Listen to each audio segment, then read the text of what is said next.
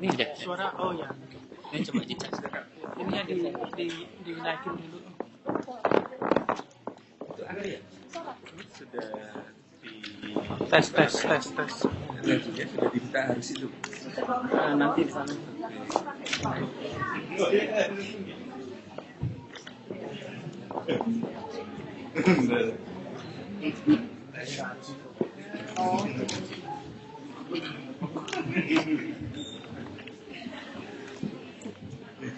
Lihat kelihatan. Tes.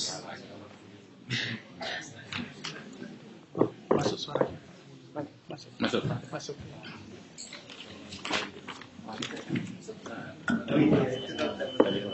Karena mic-nya belum dia. Tes 1, 2, 3 tes. Ya, Bismillahirrahmanirrahim. Assalamualaikum warahmatullahi wabarakatuh. Alhamdulillah nahmaduhu wa nasta'inuhu wa nastaghfiruh wa na'udzu billahi min syururi anfusina wa sayyiati a'malina. May yahdihillahu fala mudhillalah wa may yudhlil hadiyalah. Asyhadu an la ilaha illallah wahdahu la syarikalah wa asyhadu anna Muhammadan abduhu wa rasuluh. Amma ba'd. Yang terhormat Bapak Duta Besar, staf dari KBRI London, seluruh masyarakat Indonesia dan tamu-tamu hadirin yang berbahagia.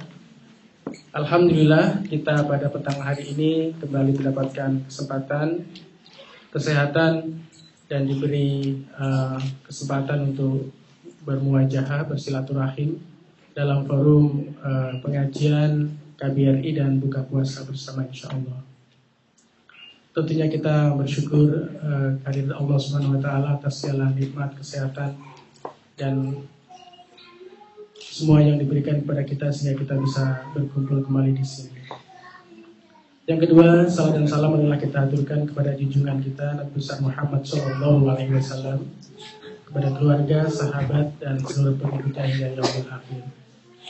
Ibu-ibu dan bapak-bapak sekalian yang dirahmati Allah, sebelum kita mulai pengajian kita pada petang ini, saya sampaikan sekilas susunan mata acara pada petang kali ini. Yang pertama adalah pembacaan ayat-ayat suci Al-Quran, kemudian nanti dilanjutkan dengan ceramah oleh Pak Ustadz Salim Abdillah, kemudian dilanjutkan dengan tanya jawab, kemudian ada beberapa pengumuman. Buka puasa insya Allah pada Ahad ini pukul 20.47 waktu London ya. Kemudian dilanjutkan dengan sholat maghrib dan insya Allah nanti acara kita tutup dengan santap malam. Baik ibu-ibu dan bapak-bapak sekalian, tanpa mengurangi kalam kita lanjutkan dengan pembukaan. Kita buka dulu dengan bacaan basmalah bersama-sama. Bismillahirrahmanirrahim. Semoga semua acara bisa berjalan lancar tanpa ada halangan. Yang kedua, kita lanjutkan dengan pembacaan ayat suci Al-Quran, yaitu surat Al-Fatir ayat 1-4 akan dibacakan oleh Ibu Amal Abdillah, kemudian terjemahan oleh Ibu Yani Andriani. Kami persilakan Ibu.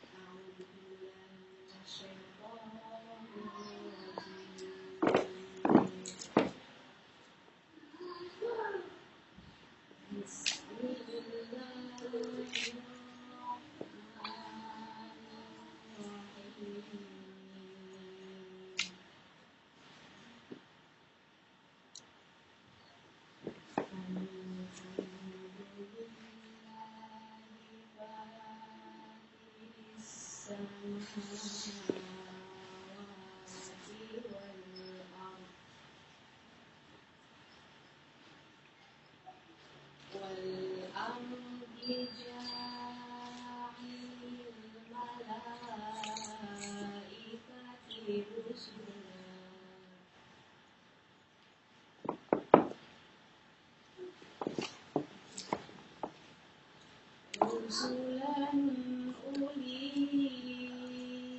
أجنحة مثنى وثلاث ورباع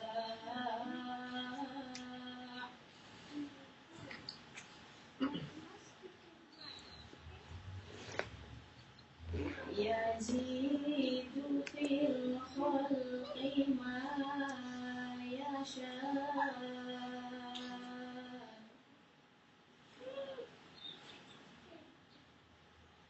إن الله على كل شيء قدير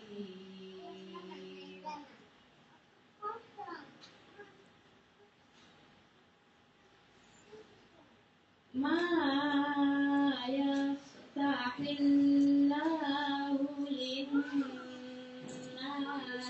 من رحمة فلا ممسك لها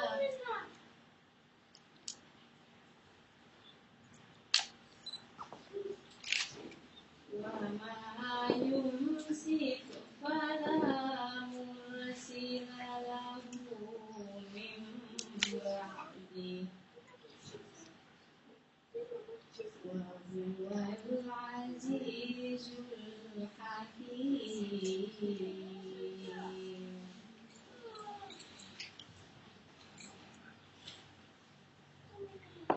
يا أيها الناس اذكروا نعمة الله عليكم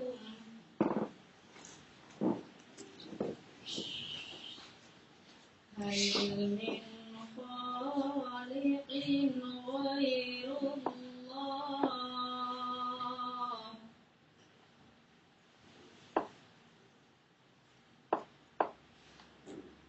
هل من خالق غير الله يرزقكم من السماء والأرض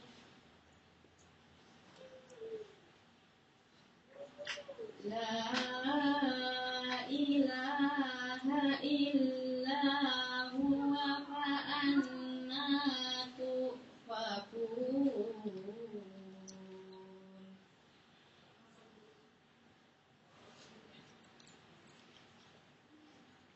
وإن يكذبوها فقد كذبت رسل من قبلك وإلى الله ترجع الأمور صدق الله العظيم.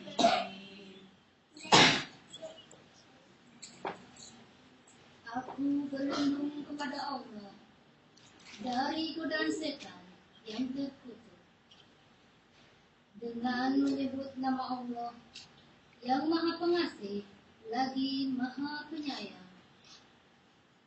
Segala puji bagi Allah pencipta langit dan bumi yang menjadikan malaikat sebagai utusan-utusan untuk berbagai macam urusan, yang mempunyai sayap masing-masing, ada yang 1, 2, 3, dan 4. Allah menambahkan pada ciptaannya apa yang dikehendakinya. Sesungguhnya Allah Maha Kuasa atas segala sesuatu. Apa saja yang Allah anugerahkan kepada manusia berupa rahmat, maka tiada satu orang pun yang bisa menahannya. Dan apa saja yang ditahan oleh Allah, maka tiada seorang pun yang bisa melepaskannya. Sesudah itu, dan dialah yang Maha Perkasa dan bijaksana. Hai manusia, ingatlah akan nikmat Allah kepadamu. Adakah pencipta selain Allah yang dapat memberikan rizki kepada kamu dari langit dan bumi? Tiada Tuhan yang berhak disembah selain Allah, maka mengapa kamu berpaling dari ketauhidan? Jika mereka mendustakan kamu, sudah kamu memberikan peringatan, maka sesungguhnya telah didustakan pula rasul-rasul sebelum kamu. Dan hanya kepada Allah lah dikembalikan segala urusan. Maha benar Allah dengan segala firman-Nya. Waalaikumsalam.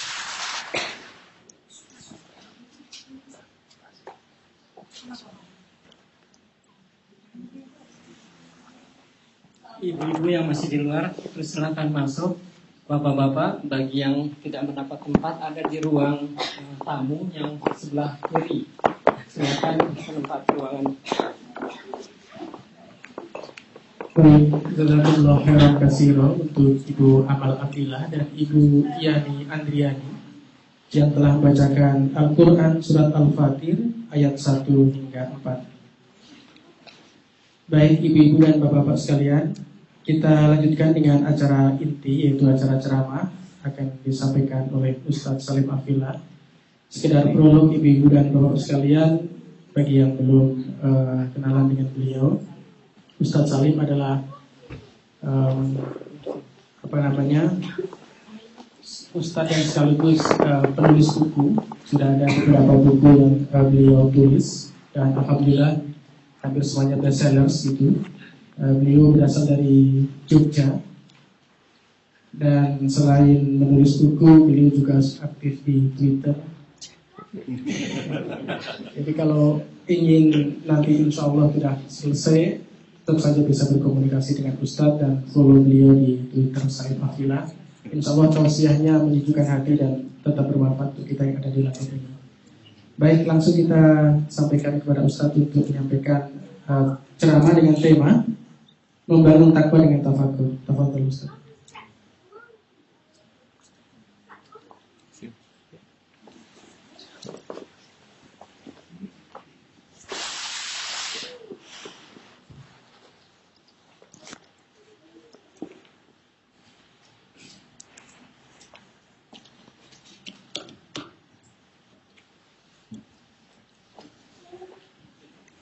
Alhamdulillah wa kafa, wassalatu wassalamu ala rasulil mujtaba, Sayyidina wa habibina wa maulana Muhammadin al-Mustafa, wa ala alihi wa ashabihi wa kulli man ittaba'al huda.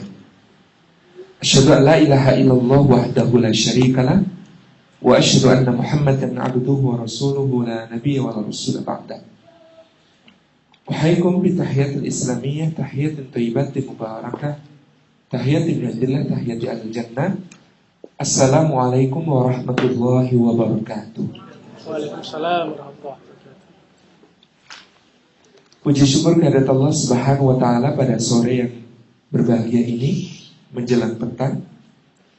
Allah perjumpakan kita di dalam satu majelis yang dikatakan oleh Rasulnya sallallahu alaihi wasallam, majtama'a qaumun fi baitin min buyutillah yatluna kitaballahi wa yatadarasunahu bainahum illa ghasyiyatuhumur rahmah wa hafathumul malaikah wa nazalat alaihimus sakinah wa dzakarahumullahu fi man 'indah. Satu majelis yang kata Nabi sallallahu alaihi wasallam berhimpun di sana membaca ayat Allah dan mengkajinya hingga Allah mencurahkan rahmat kepada mereka. Rahmat Allah yang luas, rahmat Allah yang agung, cinta dan kasih sayangnya yang amat sangat berharga. Bapak Ibu bisa bayangkan Nabi pernah menyampaikan tentang rahmat Allah itu, bahwa rahmat Allah itu ada 100 bagian. Yang satu bagian dari rahmat Allah itu melekat dengan sifatnya Ar-Rahman, yang maha pengasih dan kasihnya tidak memilih-pilih, diturunkan oleh Allah Subhanahu wa ta'ala ke dunia. Sejak awal penciptaan sampai akhirnya, maka cinta Allah, rahmat Allah yang satu bagian itu mencukupi untuk memberi rizki semua makhluk, untuk membuat mereka saling menyayangi, untuk membuat seekor induk tidak menginjak anaknya, untuk membuat seorang ibu mengasihi putra-putrinya, untuk membuat seorang ayah rela berpeluh-peluh, membuat seorang ayah rela membanting tulang, memeras keringat, kaki jadi kepala, kepala jadi kaki, demi menjemput penghidupan untuk keluarganya. Cukup dari awal zaman sampai akhirnya untuk semua makhluk, bukan cuma manusia. Satu bagian dari rahmat Allah itu. Sedangkan Allah Subhanahu wa ta'ala menyimpan 99 bagian dari rahmatnya itu, melekat dengan sifatnya Ar-Rahim, yang maha penyayang. Dan 99 bagian itu hanya dikaruniakan oleh Allah kepada orang-orang yang taat kepadanya, beriman kepadanya, yang bertakwa kepadanya. Alangkah indahnya bahwa kita menyadari bermajelis seperti ini membukakan rahmat itu supaya tercurah-curah kepada kita di dunia maupun di akhirat. Lalu kata Nabi, orang-orang yang berhimpun bermajelis mengkaji ayat Allah, maka Allah Subhanahu wa ta'ala akan memberikan kepada mereka naungan sayap-sayap para malaikatnya. Kita sudah membaca di surah Fatir tadi, tuntun bahwa malaikat itu dzu ajnihatin masna wa thulatsa wa ruba'. Malaikat itu punya sayap-sayap. Ada yang 2, ada yang 3, ada yang 4, ada yang jauh lebih banyak daripada itu. Dan satu riwayat sahih dari Imam Ahmad rahimahullah ta'ala yang sampai kepada kita, Rasulullah bersabda, Jibril alaihissalam menampakkan dirinya kepadaku dan aku melihat dia memiliki 700 sayap yang dibentangkan masing-masingnya menutupi ufuk timur dan barat kesemuanya. Malaikat-malaikat itu memiliki sayap dan mereka menaungkan sayapnya dengan penuh cinta, dengan penuh kasih, dengan penuh mesra kepada orang-orang yang mau berhimpun, bermajelis, membaca ayat Allah, mengkajinya. Dan mereka bukan sekedar menangkupkan sayap-sayap itu kepada mereka sebagai tanda cinta, tetapi lisan mereka yang bertasbih, lisan mereka yang berzikir, lisan mereka yang tidak pernah mendurhakai Allah itu kemudian melantunkan permohonan, ya Allah ampuni orang-orang ini, ya Allah sayangi orang-orang ini, ya Allah karuniakan sejahtera, salam damai bagi mereka dunia maupun akhir. Malaikat menaungkan sayap dan mendoakan kita. Yang ketiga, karunia bagi majelis-majelis indah ini adalah bahwa sayangnya Allah Subhanahu wa ta'ala memberikan kepada hatinya as-sakinah, ketentraman. Semakin orang menggali ilmu, maka akan kemudian dia semakin tentram. Semakin orang kemudian dengan ilmu itu mengingati Allah Subhanahu wa ta'ala, maka pada hari nanti di mana tidak ada ketenangan dan naungan kecuali ketenangan dan naungan dari Allah Subhanahu wa ta'ala, orang-orang yang ahli bermajelis, membaca ayat Allah, mengkajinya di antara mereka ini akan beroleh ketentraman itu. Ketika semua orang panik, ketika semua orang bingung, ketika semua orang takut, ketika semua orang tidak tahu apa yang harus dilakukan, ketika semua orang berada di dalam sebuah guncangan-guncangan yang guncangan itu tidak dapat disembuhkan oleh apapun kecuali oleh Allah Subhanahu wa ta'ala. Maka tenanglah orang-orang beriman itu. Mereka siap menyongsong pengadilan Allah. Mereka siap menerima buku catatan amal dari tangan kanan mereka. Mereka siap menyeberangi jembatan siratan mustaqim yang membentang di atas jahanam. Mereka siap untuk memasuki surga Allah dan disambut dengan penuh keridhaan karena ketentraman yang dikaruniakan oleh Allah dalam majelis-majelis kita ini. Dan yang terakhir adalah Nabi mengatakan, wa dzakarahumullahu fi man 'indah. Allah Subhanahu wa ta'ala kepada orang-orang yang bermajelis ilmu, bermajelis zikir, berhimpun, membaca ayat Allah dan mengkajinya, Allah akan karuniakan kepada mereka zikruhu. Allah akan karuniakan kepada mereka pengingatannya Allah. Karena kita mengingat Allah dalam sebuah majelis, Allah mengingat kita di dalam majelis yang lebih agung, lebih mulia.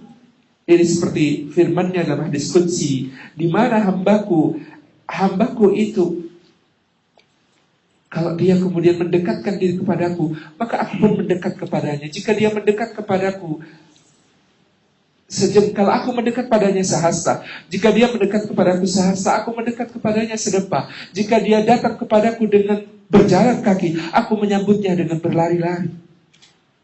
Jika dia mengingatku Hambaku mengingatku dalam sebuah kumpulan, aku ingat dia dalam kumpulan yang lebih baik. Jika dia mengingatku dalam kesendiriannya, aku ingat dia di dalam diriku.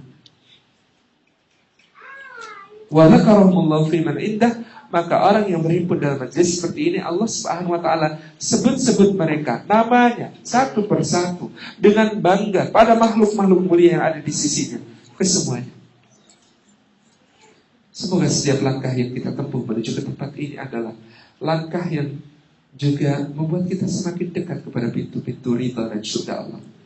Semoga majelis kita ini adalah taman di antara taman-taman surga yang diturunkan oleh Allah ke buminya.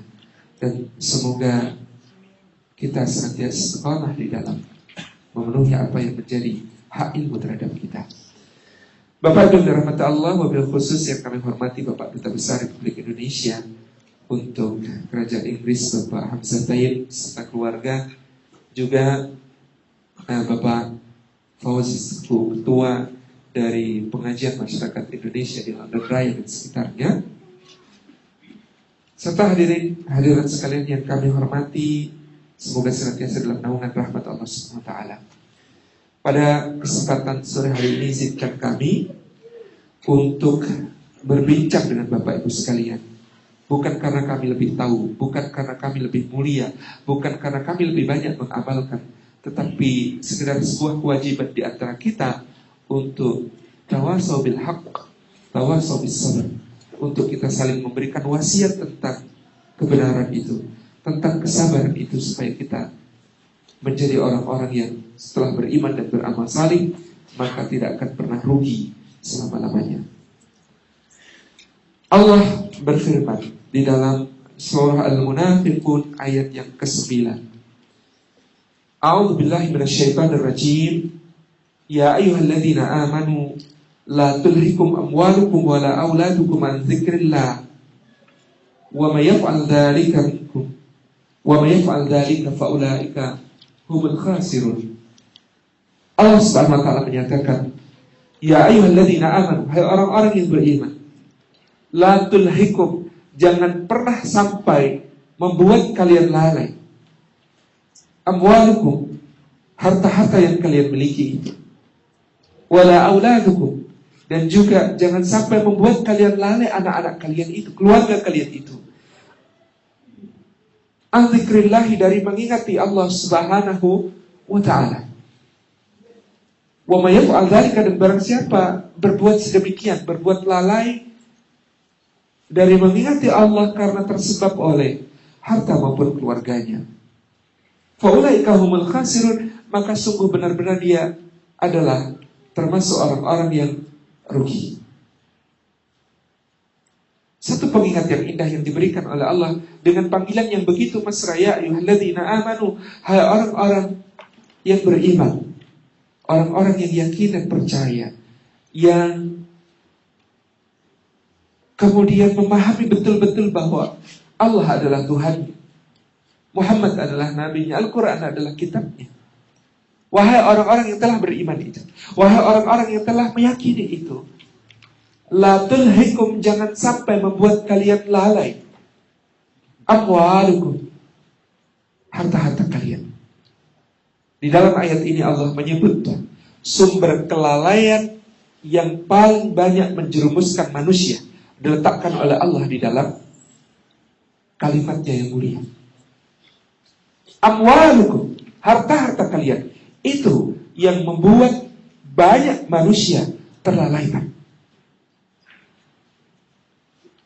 Betapa Al-Quran membentangkan contoh kepada kita tentang orang-orang yang dilalaikan oleh harta, tentang orang-orang yang ketika melihat kebunnya tumbuh subur, begitu ranum-ranum buahnya, semerbak harum bau bebungaannya, mengalir gemericik sungai-sungainya yang ada di antara tanaman taman kurma, anggur, zaitun, tin, dan segala macam yang indah itu. Lalu mereka terlalaikan dari mengingat Allah. Mereka terlalaikan oleh indahnya kebun-kebun mereka. Lalu Al-Quran memapar lagi tentang kelalaian orang-orang ketika melihat betapa kemilaunya emas dan perak, betapa kemudian bersinar-sinarnya, bercahayanya berbagai macam benda keindahan yang mereka kumpulkan. Lalu Al-Quran memaparkan kepada kita betapa banyaknya orang lalai karena kemudian adanya perniagaan yang menghasilkan keuntungan-keuntungan besar bagi mereka, mata pencaharian pekerjaan yang memberikan kepada mereka sumber pendapatan yang tinggi. Alangkah banyak Al-Quran memapar tentang itu semua. La tulhikum amwalukum. Jangan sampai wahai orang-orang beriman membuat kalian lalai harta-harta kalian itu. Sumber kelalaian yang paling sering menjatuhkan manusia ketika tersilau kita, seperti yang dialami oleh orang yang namanya menjadi satu keabadian tentang harta yang ditemukan di dalam tanah. Qarun namanya. Inna Qaruna min qaumi Musa, kata Allah, sesungguhnya Qarun itu termasuk di antara kaum Musa. Lalu Allah Subhanahu wa taala karuniakan kepadanya sebuah jalan penghidupan yang begitu baiknya, mengalir rezeki berlimpah ruah.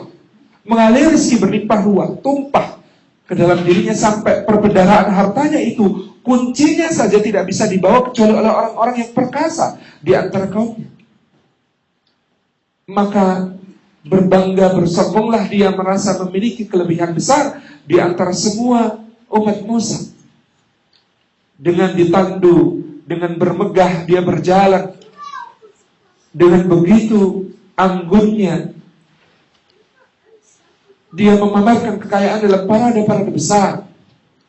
Maka orang mengatakan, la tafrah innallaha la yuhibbul farihin. Hai Qarun, jangan kamu berbangga-bangga berakwa-akwa, Allah tidak suka pada yang demikian. Tetapi kata Qarun, sesungguhnya semua yang kudapatkan ini itu karena ilmu yang ada padaku. Harta itu membuat dia merasa ilmunya lebih tinggi, membuat dia merasa keterampilannya lebih bagus, membuat dia merasa kepandaiannya tidak tertanding. Lalu betapa mudah Allah cabut itu semua dalam waktu yang amat singkat, dalam waktu yang amat ringkas, habis semuanya ditelan dunia. La tulhikum amwalukum. Apa yang membuat kalian kemudian begitu mengandungi harta-harta itu, padahal kalian kumpulkan, kalian luar biasa banyaknya, kalian himpun-himpun, tetapi sebenarnya tidak ada sedikit pun yang kemudian akan kalian bawa ke dalam tubuh kalian. Saya terenyuh membaca karya Leo Tolstoy yang berjudul Berapakah Tanah yang Dibutuhkan oleh Seorang Manusia. Tolstoy bercerita tentang seorang raja yang memiliki tanah yang amat luas. Lalu ada seorang rakyatnya yang kemudian mengatakan kepada sang raja, "Tuanku raja, aku dengan Anda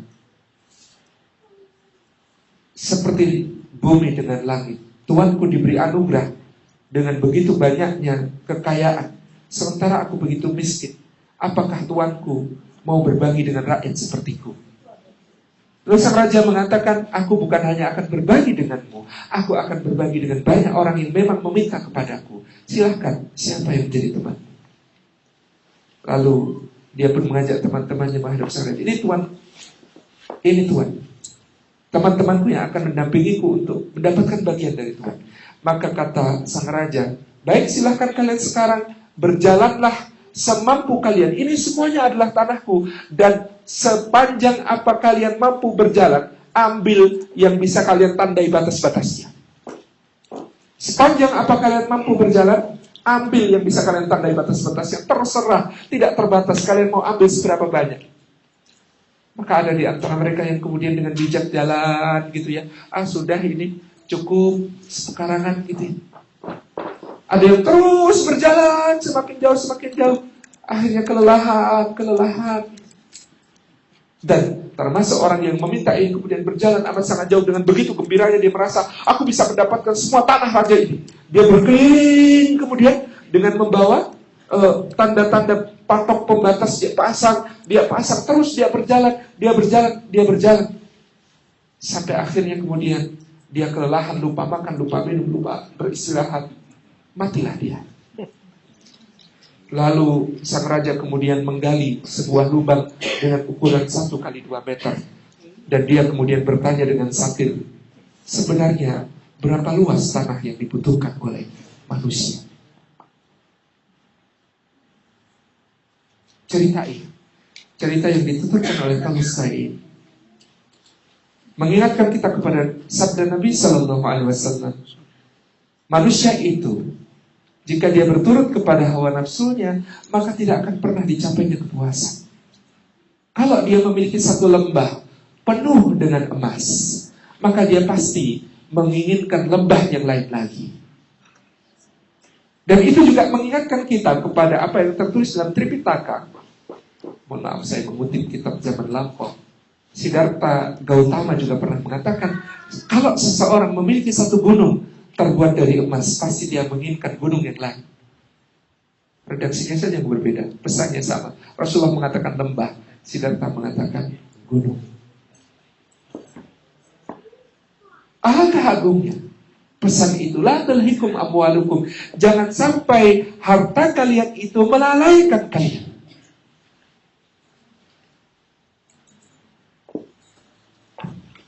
Dari mengingat Allah Subhanahu wa Ta'ala. Karena kalau kita lalai karena sebab harta kita, sementara sebenarnya Allah Subhanahu wa Ta'ala begitu menghendaki kebaikan bagi diri kita, Allah akan cabut yang membuat kita lalai itu. Inilah para kekasih Allah Subhanahu wa Ta'ala. Di antara mereka ada Ayyub alaihi salam. Di dalam surah Sa'ad Allah menceritakan ketika Ayub kemudian dalam waktu yang amat singkat kehilangan segala yang dimiliki. Ladang-ladangnya yang subur tiba-tiba diserang paceklik, hancur, tak bersisa panennya. Hewan-hewan ternaknya mati terkena wabah. Anak-anaknya meninggal satu demi satu dengan mengenaskan karena penyakit yang aneh. Dan dirinya sendiri, Ayub alaihissalam, tiba-tiba dia dilanda gatal, lalu ketika gatal itu menyerang, dia garuk, dan terkelupaslah daging serta kulitnya tampak ke tulangnya. Bersin dia, darah yang menghambur keluar bukan udara. Dalam keadaan yang sangat payah itu, dia mengadu kepada Allah, Rabbi inni masanya syaitan binusbi wa adab. Ya Allah, aku ditimpai oleh syaitan dengan kepayahan dan siksa. Kepayahan adalah apa yang menimpa badannya dari penyakit itu, sedangkan siksa adalah betapa pedih perih hatinya kehilangan segala yang dicintainya. Tetapi yang hebat dari Ayub alaihissalam adalah betapa dia mengingati Allah Subhanahu wa Ta'ala senantiasa tanpa pernah putus. Dengan ketika itu dia mengatakan, Ya Rabbi, sisakan untukku hati dan lisanku supaya tetap bisa berpikir mengingatmu. Kalau seluruh tubuhku terkena penyakit, Ya Rabbi, maka sisakan sehat dua hal ini, hati dan lisanku, supaya aku tetap bisa berpikir mengingatmu. Seakan Allah buat kontras di dalam surah Sa'ad itu, di rangkaian ayat yang bersambung-sambung, sebelum bercerita tentang Ayub yang kemudian betapa tabahnya, betapa sabarnya dia di dalam keadaan musibah-musibah yang menimpa beruntun. Allah pasang di sebelumnya kisah tentang Sulaiman alaihissalam, seorang yang kemudian berlimpah ruah baginya kenikmatan, kekuasaan, kemaharajaan. Tidak ada makhluk di muka bumi yang pernah lebih berkuasa daripada Sulaiman. Karena yang taat kepadanya bukan cuma manusia, yang taat kepadanya ada angin pun taat, ada jin pun taat, Ada hewan-hewan pun taat, burung-burung pun taat, semuanya.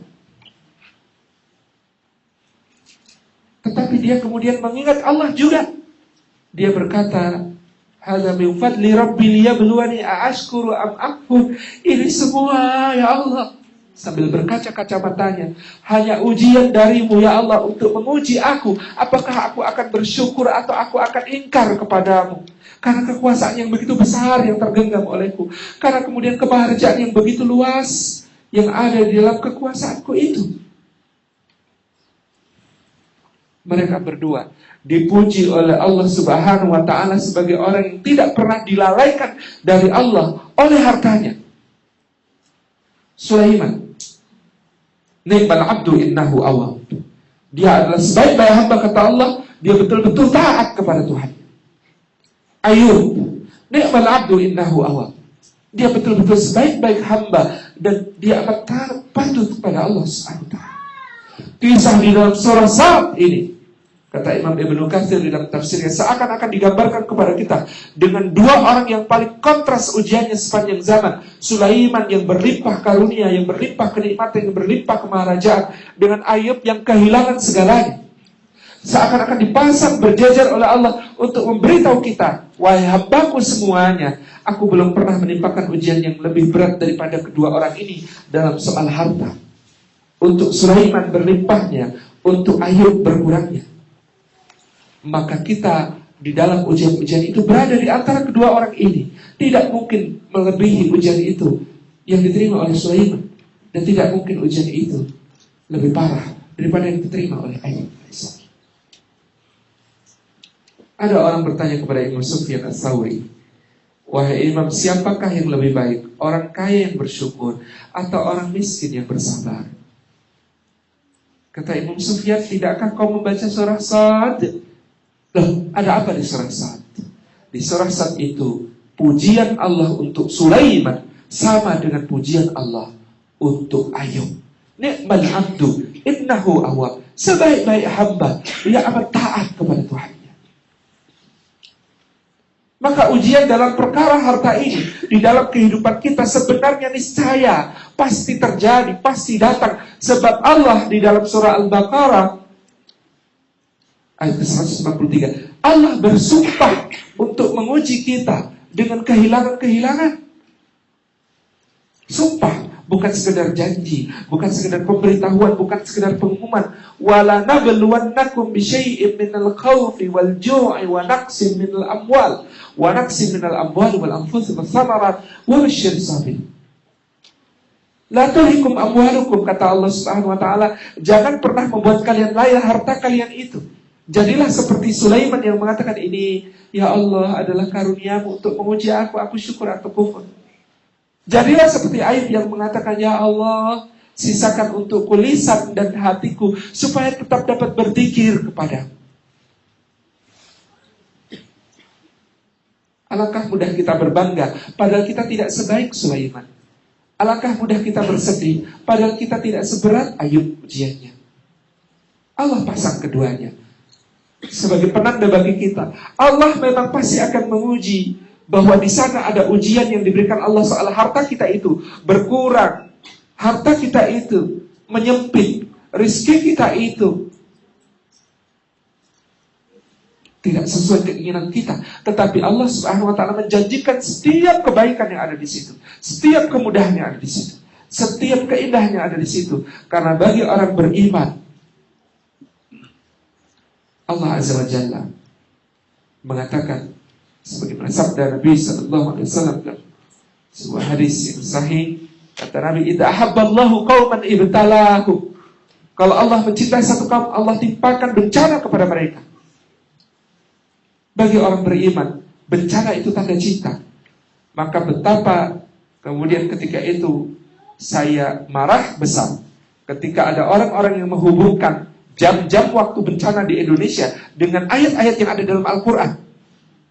Apa hubungannya angka jam 18:15 dengan surah 18 ayat 15? Kalau itu kemudian terhubung, maka jumlah ayat Quran itu surahnya paling banyak 24 tuh. Karena jam paling banyak 24. Berarti yang punya makna cuma sampai jam 24. Paling banyak ayatnya sampai 60.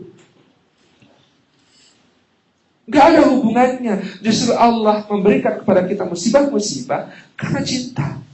Pada umat sebelum kita, musibah itu tanda murka. Ya. Tetapi Allah sudah menjanjikan kepada umat Muhammad, justru musibah pada umat Muhammad adalah tanda cinta. Berbeda dengan dulu. Tapi kan musibahnya sama, beda. Kaum Nuh, yang namanya musibah dari Allah, kalau itu hukuman, itu pasti bisa milih. Maksudnya bisa milih, yang beriman suruh naik kapal, yang tidak beriman ditenggelamkan. Itu namanya hukuman. Kenapa? Milih. Di kaum Ayub, di kaum Lut, di kaum Saleh, kaum Nabi Hud, semuanya yang beriman selamat. Karena yang namanya hukuman kalau dari Allah milih. Tetapi ada umat Muhammad, nggak pilih-pilih. Dari yang saleh sampai yang salah, semuanya kena. Dari yang beramal saleh sampai beramal salah, dari yang rusak sampai yang baik, semuanya kena. Karena nggak milih itu, berarti bukan hukuman. Cinta, tanda cinta. Tanda cinta untuk yang wafat, Allah Subhanahu wa Ta'ala berikan kepada mereka derajat syuhada. Di Aceh, di Padang, di Jogja dengan gempa, dengan berbagai macam kejadian di Indonesia. Cinta. Idza ahabballahu qauman ibtalahum. Kalau Allah cinta pada sekaum, Allah kemudian berikan kepada mereka bala, ujian. Karena jangankan kok yang sebesar itu, tertusuk duri saja Allah tuliskan bagi seorang mukmin yang tertusuk duri kemudian dia sabar. Apa kata Allah? Naik derajatnya di surga, terhapus segala dosa-dosa. Tertusuk duri. Juga di dalam pekerjaan-pekerjaannya. Jangankan kok ditipu orang sampai sekian miliar, kehilangan sebulir biji padi di sawahnya karena dimakan burung, oleh Allah ditulis sebagai kebaikan, tinggi derajatnya, kemudian terhapus dosa. Idza haballahu qauman ibtalahu. Kalau Allah cinta kepada satu kaum, Allah beri ujian kepada mereka. Dalam soal harta inilah tulhikum, jangan sampai melalaikan, karena justru dia adalah cara Allah memberi ujian kepada kita. Masya Allah, setiap yang datang kepada kita adalah karunia dari Allah. Kita melihatnya dengan penuh rasa syukur. Ya Allah, la tulhikum amwalukum. Jangan harta kalian itu menjadikan kalian lalai, karena memang harta dibikin oleh Allah Subhanahu wa Ta'ala sebagai jalan untuk menguji. Dunia ini kendaraan, kata Ibnu Taimiyah. Kalau kau menaikinya, kau sampai ke tujuan. Tapi kalau dia yang menaikimu, hancur badan dan kehormatan. Dunia itu kendaraan. Kalau kamu yang menaikinya, kamu sampai tujuan. Tapi kalau dia yang menaikimu, hancur badan dan kendaraan. Dunia ini, kata Ibnu Qayyim, adalah bayang-bayang. Dunia itu bayang-bayang. Kamu kejar bagaimanapun juga, kamu tidak akan bisa menangkapnya. Tapi kalau kamu berbalik badan, dia tidak punya pilihan selain mengikutimu. Kenapa? Karena dia bayang-bayang. Dunia itu bayang-bayang. Kalau kamu kejar, kamu tidak akan pernah bisa menangkapnya. Tapi kalau kamu berbalik badan, maka dia tidak punya pilihan selain mengikuti. Bagi orang yang kemudian tawajuhnya adalah arahnya, hidupnya untuk Allah Subhanahu wa Ta'ala, betapa merayu-rayunya dunia kepadanya. Dan jangan sampai kita keliru. Ada seorang datang kepada Sayyidina Al-Hasan Al-Basri rahimahullah ta'ala, seorang ulama tabi'in. Dia dengan bangga mengatakan begini, Imam, saya kemarin melakukan dosa loh, kata dia. Tapi ternyata hari ini saya malah dapat order besar, bisnis saya untung besar. Ternyata dosa itu tidak mempengaruhi rezeki. Saya berdosa juga nyatanya tetap kaya. Saya bermaksiat juga nyatanya tetap kaya. Kata Imam Hasan Al-Basri, pertanyaannya sederhana. Maaf saudara, tadi malam apakah engkau qiyamul lail? Tadi malam apakah engkau salat malam? Kata orang itu, enggak. Maka kata Hasan Al-Basri, demikianlah saudara, hukuman dari Allah kalau Allah sudah membenci, kalau Allah sudah tidak suka, kalau Allah kemudian kamu durhakai, Allah menghukum bukan dengan mencabut kekayaanmu, dengan mencabut bisnismu, dengan mencabut apa-apa yang menjadi hak milikmu, bukan. Hukuman dari Allah adalah dia mencabut kemesraannya denganmu. Kau tidak lagi mampu sholat malam. Kau tidak lagi mampu berpuasa. Kau tidak lagi mampu bersedekah. Kau tidak lagi mampu melakukan kebajikan. Itu hukuman yang paling parah. Jadi kalau Allah kemudian benci kepada kita, tandanya bukan dengan tiba-tiba kita dimiskinkan. Kan? Semua kekayaan dunia gak ada harganya di sisi Allah. Tidak sehelai sayap nyamuk pun berharga di sisi Allah. Maka ketika Allah Subhanahu wa ta'ala menghukum kita itu, hukuman dari Allah kalau kita berdosa kepadanya, bukan dengan dicabut harta kita, tetapi dengan dicabut kemesraan Allah dengan kita. Kita gak lagi bisa salat malam dengan khusyuk. Kita gak lagi menikmati zikrullah. Kita lalai. Kita tidak lagi kuat bersedekah banyak. Kita kemudian menjadi bakhil. Kita kemudian tidak lagi mampu melakukan ketaatan-ketaatan. Itu hukuman. Hukuman berat. Orang yang di dunia tidak bisa lagi melaksanakan ketaatan, tidak lagi bisa bermesra dengan Allah, itu dia terhukum hukuman yang sangat berat. La tulhikum amwalukum, maka Allah berpesan, jangan harta kalian membuat kalian lalai wahai orang-orang beriman. Wala auladukum, dan yang kedua jangan juga anak-anak kalian, keluarga kalian. Allah amanahkan kepada kita anak pertama sebagai nikmat yang harus disyukuri. Maka jalan supaya anak kita menjadi kita tidak terputus pahalanya dengan adanya dia karena dia saleh mendoakan kita, menjadi kebanggaan kita, menjadi kemuliaan bagi kita di akhirat yang Masya Allah Bapak Ibu dirahmati Allah. Ada satu hadis menyebutkan Rasulullah SAW bersabda, ada orang tua bapak dan ibu yang di akhirat itu dia setiap hari terheran-heran. Kenapa? Setiap hari sedang menikmati surga Allah, tiba-tiba kemudian mengulur tangga yang sangat indahnya. Lalu dikatakan kepada mereka, naiklah kalian. Lalu mereka bertanya, naik ini karena apa? Ini kok kami dinaikkan, ini ada apa? Kalian naik ke surga yang lebih tinggi derajatnya sebab anak kalian mendoakan kalian hari ini.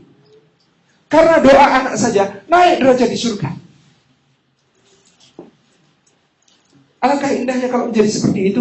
Caranya pertama-tama adalah dengan mensyukuri mereka ketika mereka hadir kepada kita. Tidak mudah. Banyak orang yang tidak mudah untuk mendapatkan keturunan. Betapa lama Ibrahim menanti, betapa lama Zakaria menghibah-hibah kepada Allah dikaruniakan keturunan. Betapa kemudian sedih hati Aisyah tidak pernah punya putra sepanjang hidupnya. Syukur. Dan ungkapkan rasa syukur itu di hadapannya. Ya Allah, nak, betapa Bapak bersyukur punya anak seperti dirimu, nak. Ungkapkan rasa syukur itu. Sayyidina Umar bin Abdul Aziz rahimahullah ta'ala, seorang yang kemudian amat mensyukuri kehadiran putranya Abdul Malik bin Umar bin Abdul Aziz. Jadi Abdul Malik bin Umar ini seorang yang kemudian ketika ayahnya diangkat jadi presiden, bukan cuma presiden, Khalifah Amirul Mukminin, daerah kekuasaan yang dikepalai oleh Umar bin Abdul Aziz, kalau dikonversi sekarang, itu 24 negara, membentang dari Maroko sampai Afghanistan, membentang dari Armenia dan Azerbaijan, sampai ke Yaman dan bahkan Sudan. Ketika satu hari ayahnya diangkat menjadi presiden, karena pilihan semua orang bersepakat didukung oleh para ulama, menggantikan pamannya, itu Sulaiman bin Abdul Malik. Maka Umar bin Abdul Aziz kemudian mengurus pemakaman presiden yang baru wafat, Sulaiman bin Abdul Malik. Selesai, dia kemudian pulang ke rumah hendak beristirahat. Apa kata anaknya? Ayah, bangun ayah. Nah, ayahmu mau istirahat sejenak, lelah sekali sejak tadi. Tapi ayah, ada yang tidak bisa menunggu. Hak-hak rakyat yang terzalimi, pejabat-pejabat yang kejam yang belum kemudian diganti dengan yang lebih baik. Rakyat menunggu keputusanmu hari ini juga. Nak, tidak bisakah ayahmu istirahat dan bisa kulakukan itu besok? Nak? Kata sang anak, apakah ayah bisa menjamin ayah masih punya umur sampai besok pagi, lalu ayah akan melaksanakan besok pagi? Kata Umar bin Abdul Aziz, Allahu Akbar, dia bangun. Segala puji bagi Allah yang mengaruniakan kepadaku seorang anak yang saleh, yang meluruskanku ketika aku keliru, yang mengingatkanku ketika aku lari. Lalu hari itu juga Umar bin Abdul Aziz langsung bertugas tanpa henti. Dan itu terjadi sepanjang umur beliau, nyaris tanpa istirahat, sampai badan itu keropos, tidak kuat menahan gejolak kerja yang kemudian dituntutkan oleh jiwanya. Hanya 2,5 tahun dia memerintah, tapi kejayaan kaum muslimin indahnya terceritakan sampai sekarang. Karena seorang anak yang disyukuri. Nah, alangkah bersyukur ayah punya anak yang bisa mengingatkan seperti ini. Nah, alangkah bersyukur ayah dikaruniakan seorang anak seperti engkau. Syukur. Anak, kalau kita tidak ingin terlalai oleh anak, sikapi pertama-tama dia sebagai nikmat yang harus disyukuri. Yang kedua, seorang anak berarti amanah, titipan Allah Subhanahu wa ta'ala. Kalau kita dititipi suatu barang, itu mengembalikannya minimal sama. Kalau kita dititipi suatu barang, mengembalikannya kepada pemiliknya minimal sama, atau kalau bisa lebih. Maka kalau kita dititipi oleh Allah anak, minimal kembali sama dengan ketika dia dititip oleh Allah. Fitrah, suci, bersih, muslim, tidak bernoda, tidak berdosa. Itu yang harus dikembalikan kepada Allah. Harus kita didikkan kepada dia adab, akidah yang benar, mengenalkan Allah kepadanya. Ini amanah. Karena nanti akan dikembalikan dan minimal sama, bersih, suci dari noda. Yang ketiga, anak itu berarti ujian, persis seperti dikatakan ayat ini. Wala auladakum, dan jangan sampai anak kalian juga menjadi sumber bagi kalian untuk lalai kepada Allah Subhanahu wa ta'ala. Betapa banyak orang mulia yang jatuh nama karena anaknya, tetapi bukan itu intinya. Jika Allah berkenan, Allah selamatkan mudah saja. Jika dia memang telah berupaya sebesar-besarnya, maka insya Allah dia terlepas dari tanggung jawab berat di akhirat. Tetapi kalau dia kemudian terlalai karena anaknya, jatuh pada dosa-dosa karena anaknya, karena anak yang tidak dijelaskan tentang betapa pentingnya soal halal dan haram, maka tuntutan-tuntutan sang anak begitu tinggi, lalu mengatakan kepada ayahnya harus diberi ini, harus diberi itu. Lalu sang ayah pun menabrak juga yang halal dan haram itu. Karena seorang anak yang tidak pernah dijelaskan tentang surga, tentang nikmat akhirat, lalu sang anak meminta bahwa semua kenikmatan dunia harus bisa dia rasakan. Lalu orang tuanya tidak punya pilihan, anak pola bobo keperada kata orang Jawa. Anaknya menginginkan sesuatu ayahnya yang kemudian tertubruk-tubruk berbagai keadaan. Wala auladukum, jangan sampai kemudian melalaikan kalian anak kalian itu dari mengingat Allah Subhanahu wa ta'ala. Ada yang melalaikan kita dari mengingat Allah karena baiknya. Itu pun dijaga oleh Allah. Kalau kita dicinta oleh Allah, dijaga oleh Allah. Jangan sampai kita terlalai dengan itu. Ibrahim alaihissalam, anaknya, dijadikan ujian oleh Allah kepadanya agar dia tidak lalai kepada Allah. Ibrahim diberitakan meninggalkan anak dan istrinya di satu tempat yang tidak bertanaman, di dekat rumahnya yang mulia. Bayinya merah. Sang istri baru saja melahirkan. Bayangkan seorang istri yang baru saja melahirkan dengan bayi yang masih merah. Dan kemudian Ibrahim, sang suami, diperintahkan oleh Allah, tinggalkan mereka Ibrahim di sana. Betapa tidak ada apa-apanya ujian kita selama ini. Ketika Ibrahim kemudian tidak bisa bicara, tidak mampu berkata-kata, direkam oleh sejarah, dia kemudian menangis, tetapi kemudian dia berjalan melangkah pelan-pelan ke arah utara. Ya Allah, betapa berat ujianmu. Kenapa aku harus meninggalkan anak dan istriku di sana? Tetapi demi Engkau ya Allah, aku laksanakan karena aku bersangka baik kepadamu. Engkau tidak akan pernah melalaikan kami. Engkau tidak akan pernah menyanyiakan iman dan amal kami ya Allah. Berjalan dia ke arah utara. Dan sang istri kemudian mengejar. Hai Ibrahim, kenapa kau tinggalkan kami? Bagai sambaran petir di hatinya. Kalimat itu tidak dapat dijawabnya. Dia hanya berhenti, menghela nafas panjang dan berjalan lagi. Dan dikejar lagi oleh Hajar. Hai Ibrahim, kenapa kau tinggalkan kami? Kenapa kau tinggalkan kami? Kenapa kau tinggalkan kami? 3 kali pertanyaan diulang. Dan Ibrahim tetap tidak bisa menjawab.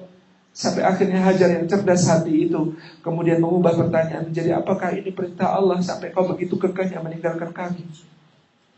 Berbalik Ibrahim, dipegang tangannya, digenggam lengannya, ditatap matanya sang istri. Lalu dikatakan, iya Dinda, ini perintah Allah. Bayangkan seorang ibu dengan bayi merahnya ditinggalkan di sebuah tempat yang tidak ada harapan hidup. Hanya pasir, batu, panas, tandus, gersak. Tak ada orang yang bisa dimintai tolong. Tak ada tumbuhan yang bisa dimakan. Apa yang akan dia katakan? Sedih, galau, takut, gelisah, cemas, kecewa, marah.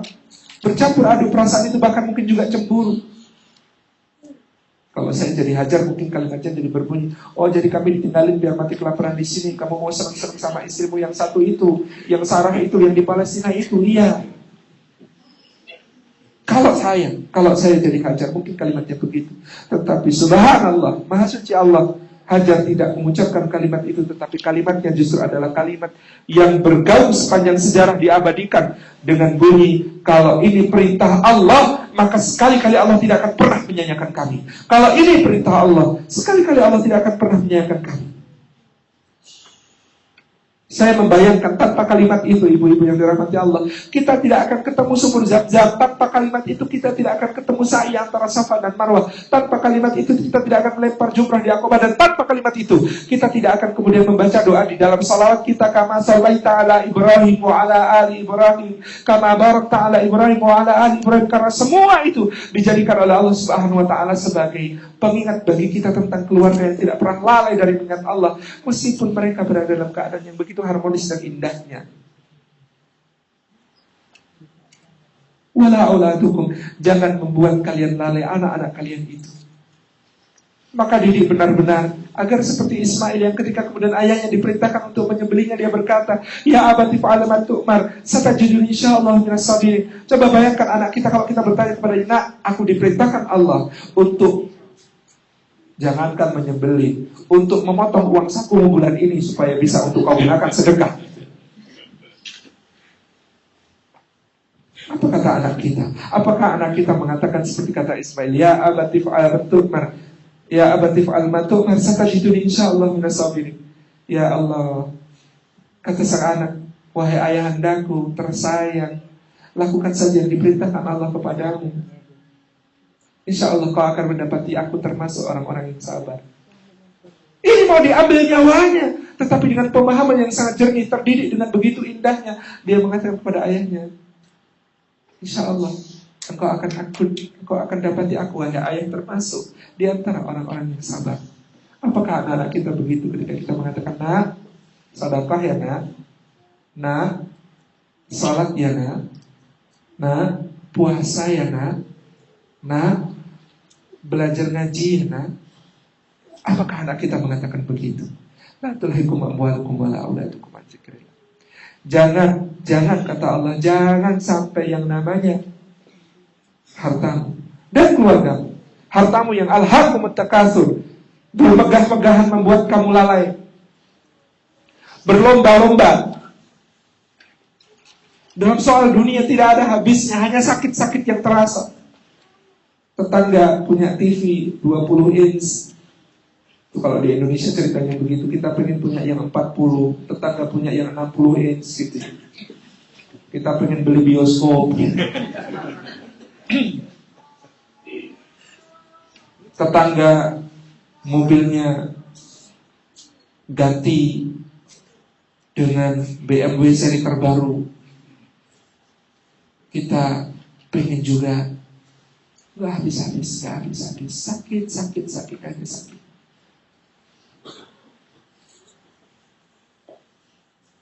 Alhaakumut takatsur, bermegah-megah itu melalaikan kamu hatta zurtumul maqabir, sampai kamu masuk ke dalam kubur. Ada orang yang mengira rezekinya itu banyak karena gajinya besar, padahal gaji besar dimasukkan ke dalam tabungannya. Padahal tabungan itu dia sudah nabung sekian miliar pound sterling lagi. Jadi pengen cerita bu, saya itu di Bandara Stansted waktu mau berangkat ke Belfast, lupa memasukkan deodoran ke dalam plastik transparan. Akibatnya tas saya digeledah. Kok ya kebertepatan buku tabungan saya kemarin dipakai untuk ngurus visa itu masih kebawa di situ. Diperiksa sama petugas yang dia bilang, wow, oh my god, sir, I think you are the richest man I have ever met. Jadi dia membayangkan bahwa uang rupiah itu senilai pound sterling gitu. Jadi saya membayangkan di benaknya saya ini 15.000 kali lebih kaya daripada yang sebenarnya gitu. Saya juga cuma ketawa, I don't think so, cuma begitu. Tertawanya zahir, tertawanya lahiriah gitu ya, sedikit saja. Tertawa dalam batin terbahak-bahak gitu. Lo nggak tahu sih rupiah seberapa. Banyak nolnya Pak. Iya, kita ini kaya dengan jumlah begitu ya, jumlahnya besar. Allahu Akbar. Wala auladukum, dan jangan pula yang membuat kalian lalai itu anak-anak kalian. Dia lucu, dia indah, tapi sudahkah kita membekalkan kepadanya sehingga dia menjadi anak-anak yang membuat derajat kita naik di surga Allah.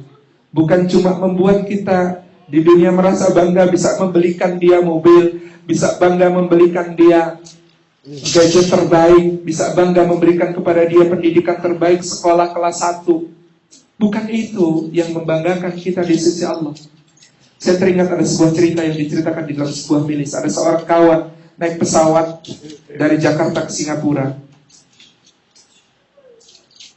Di sebelahnya ada seorang ibu, pakai sandal jepit ibu itu, pakai kebaya, sederhana sekali. Bahkan kerudungnya ada bagian yang sudah memudar. Dan bahkan betapa kemudian dalam hati dia terenyuh. Dia bertanya-tanya, ini TKW apa bukan begitu. Naik penerbangannya Jakarta Singapura pula. Maka dia tanya, ibu, ngobrol, mau kemana ini ibu? Nak, mau nengok anak saya yang nomor 2 di Singapura, baru lahiran cucu. Ini cucu yang ketiga saya mau nengok. Masya Allah bu, putranya di Singapura. Iya. Oh, bekerja di sana bu. Dia pikir anaknya pun TKI kita. Iya, wong nggak tahu dulu. Alhamdulillah dari Indonesia itu S1-nya di Indonesia di ITB, terus keterima di Singapura, nggak tahu perguruan tingginya namanya apa, terus kerja di sana, sekarang malah sudah jadi apa itu PR itu nggak ngerti saya. Kata si ibu begitu. Oh, itu putra ibu yang kedua. Iya nak, itu dia arsitek di sana. Masya Allah, luar biasa ibu. Terus kalau putra yang, oh iya, anak ketiga lagi bertugas di Dubai. Dia itu dokter spesialis itu penyakit dalam. Alhamdulillah kepake di Dubai. Semakin takjub ini gitu ya. Ya ini ibu luar biasa gitu ya. Anaknya satu di Singapura, satu di Dubai. Setelah ditanya kemudian, terus yang lain bu? Iya, kalau anak saya yang keempat sekarang masih kuliah, S3-nya di Jerman. Kaget lagi gitu ya.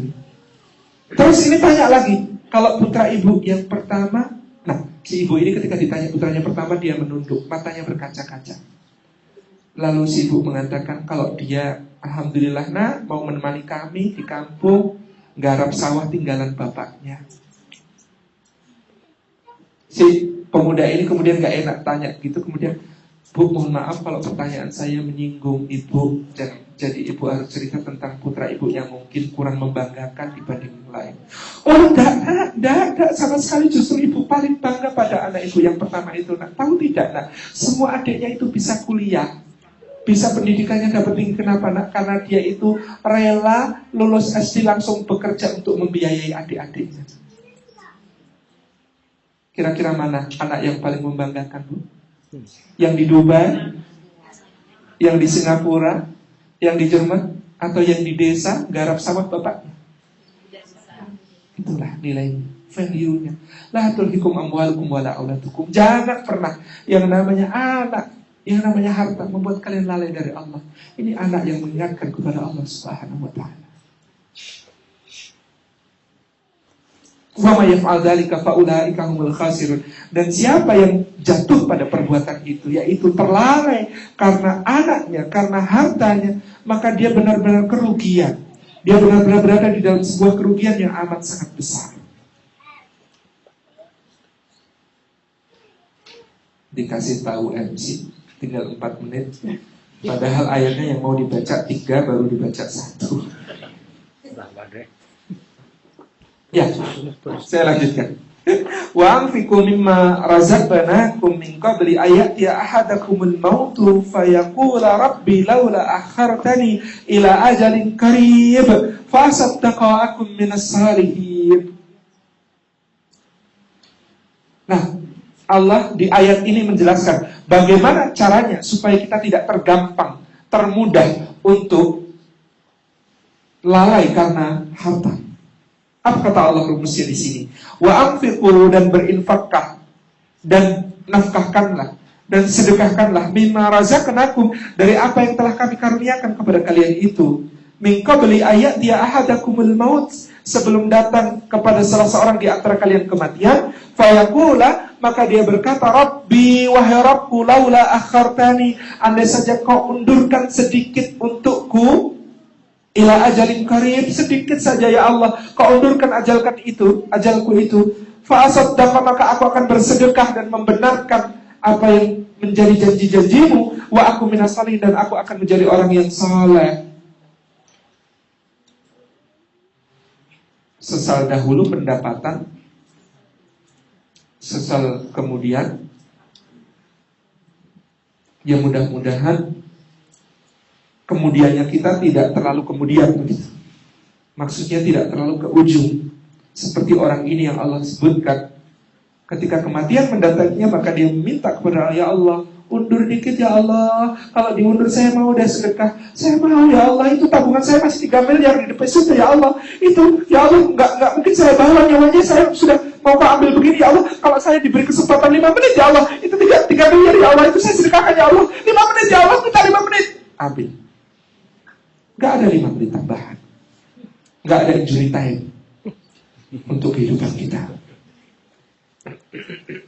Yakin setiap orang yang menumpuk harta itu pada saat rohnya dicabut, dia sadar itu sudah tidak lagi dimilikinya.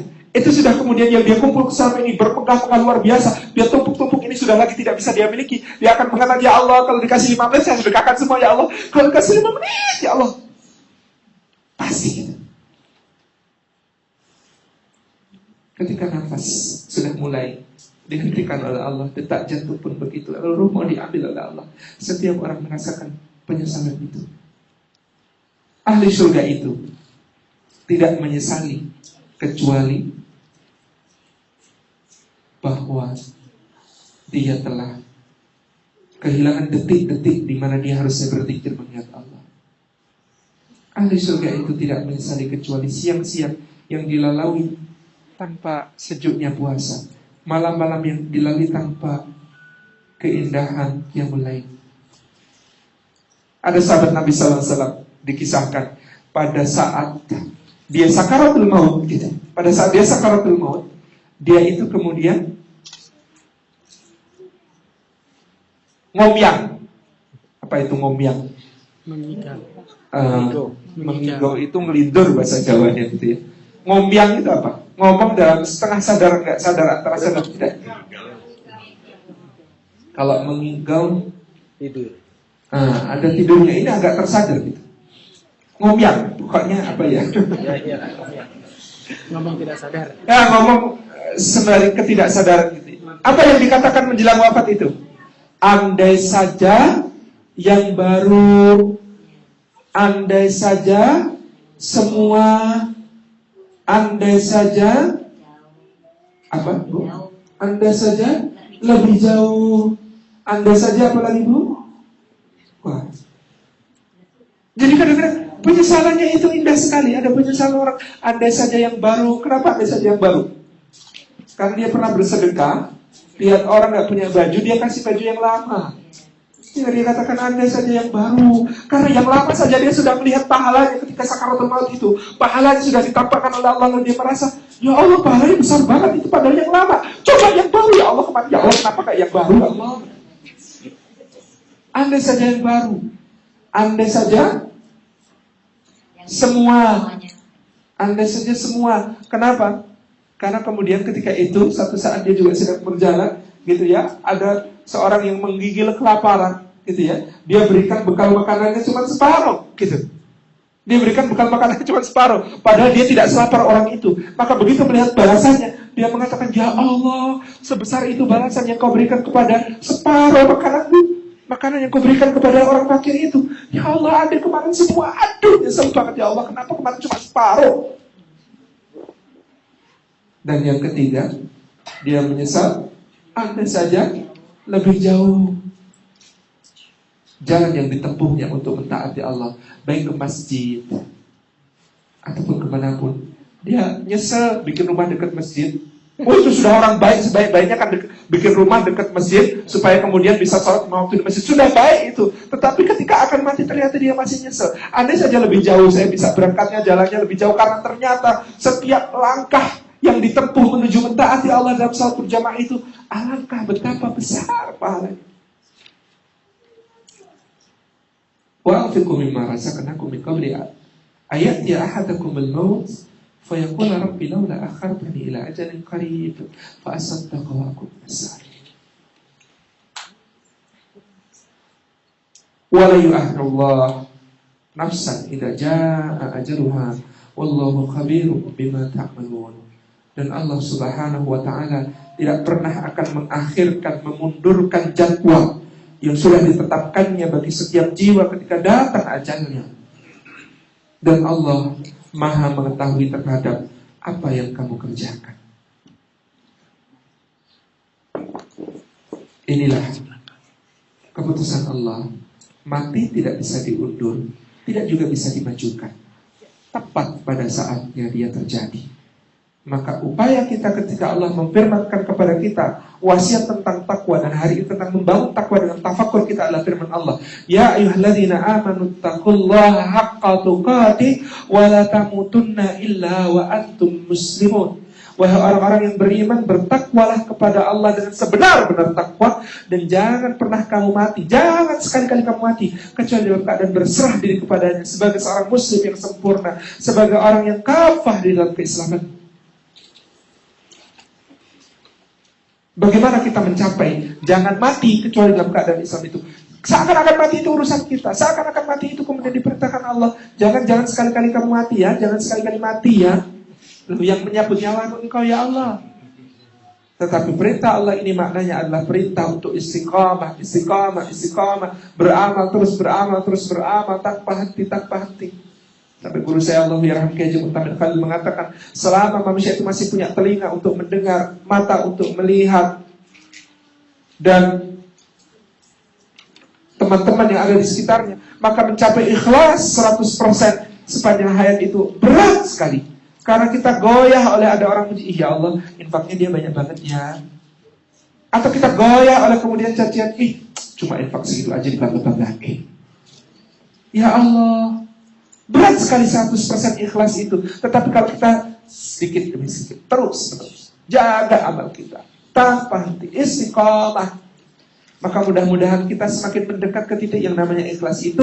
Dan kita berharap ikhlas itu tercapai 100% saat kita, ruh kita dicabut oleh Allah SWT. 100% pas pada saat itu.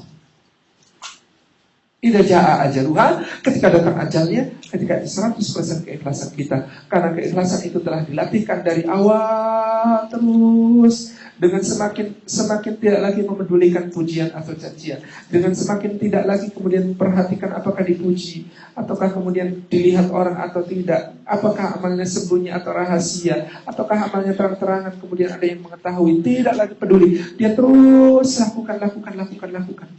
Istiqamah.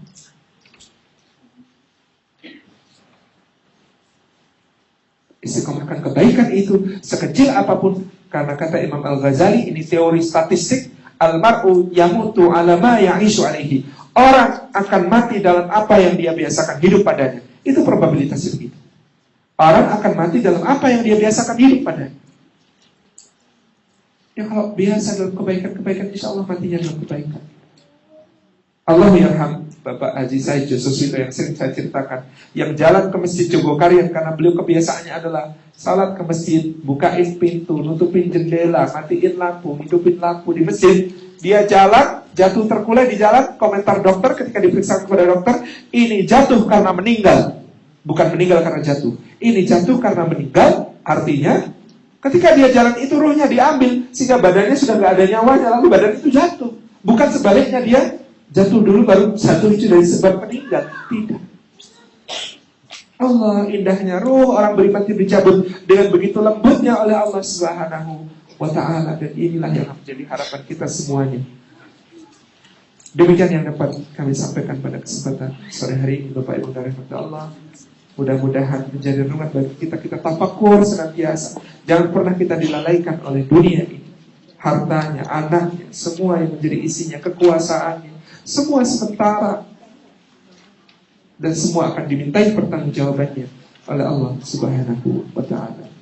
Wallahul muwaffiq. Assalamualaikum warahmatullahi wabarakatuh. Waalaikumsalam warahmatullahi wabarakatuh. Jazakallahu khairan Ustaz atas paparan yang saya kira sangat menarik sekali mengenai ujian yang ditimpakan kepada kita umat manusia, baik itu berupa harta maupun berupa anak-anak kita, begitu ya. Dan memang dalam surat yang lain, dalam surat Ali Imran disebutkan, memang dalam satu ayatnya disebutkan Allah berfirman, diindahkan dalam pandangan kita para wanita, anak-anak, harta benda kita. Dan kayaknya memang natural Ustaznya bahwa kita ini memang cinta dan suka dengan dunia.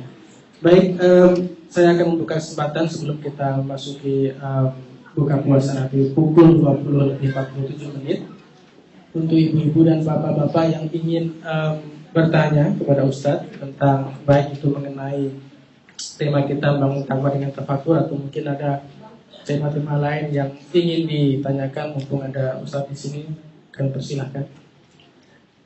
Baik, ya silakan Mas.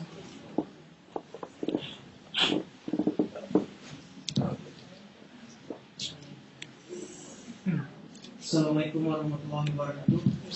Nama saya Satria Ustaz. Topik hari ini menurut saya pribadi sangat menarik, yaitu mengenai kelalaian. Akan tetapi kalau menurut saya dan menurut situasi saya, penjelasan Pak Ustadz mungkin agak kurang relevan. Karena dalam satu hal, harta merupakan sesuatu yang bisa bikin kelalaian. Baru-baru punya harta Pak, saya buat makan aja susah. Dan kedua, anak-anak dan keluarga. Jangankan punya anak dan menikah Pak, cewek aja kayaknya menjauh dari sini. Sian amat. Pakai asmara. Oh, perlu macomblong nggak? Sedang tidak galau kan Mas? Galau bukan. Nah, jadi saya menanyakan, tapi mungkin pertanyaan saya agak kurang berkaitan dengan topik hari ini.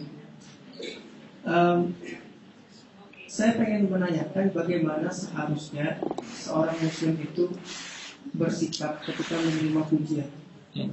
Karena menurut saya kalau kita menerima pujian itu seperti dua sisi. Di satu sisi itu cukup baik, di mana itu bisa meningkatkan kepercayaan seorang. Akan tetapi di satu sisi itu bisa berakibat kepada kesombongan dan juga kelalaian. Baik. Dan apakah ada ayat-ayat Al-Quran yang mungkin bisa Pak Ustadz jelaskan, yang mungkin berhubungan dengan bagaimana seorang muslim menerima pujian? Terima kasih. Wassalamualaikum warahmatullahi wabarakatuh. Waalaikumsalam. Langsung Ustaz untuk dijawab ya. Dan mohon maaf saya lupa untuk menyampaikan bagi yang warga juga ini yang sedang menikmati atau mengikuti ceramah melalui broadcast live di streaming di internet juga.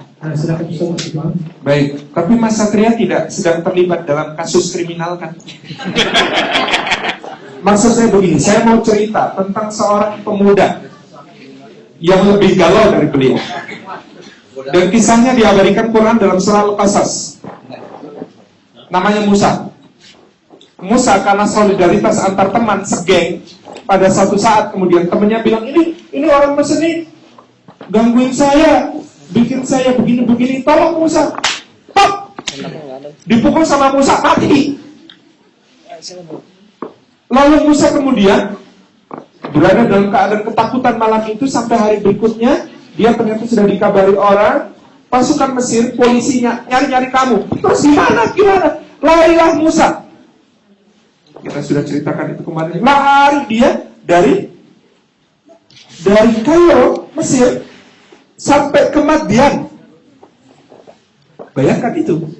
Dari Mesir, bahkan bukan Kairo, Mesirnya ketika itu masih beribu kota di Tiba, sampai ke Madian. Madian itu di sekitar antara Yordan ke Lebanon. Lari terus, nggak selesai-selesai. Dari larinya nggak naik pesawat dari Indonesia ke Inggris, enggak.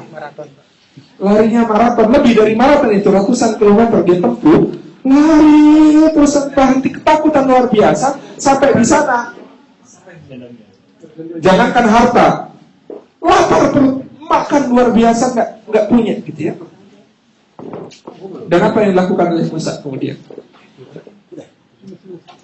Kita ini kadang-kadang kalau punya kebaikan bersyarat ya Bu ya. Dia tuh baik loh kalau lagi banyak uang.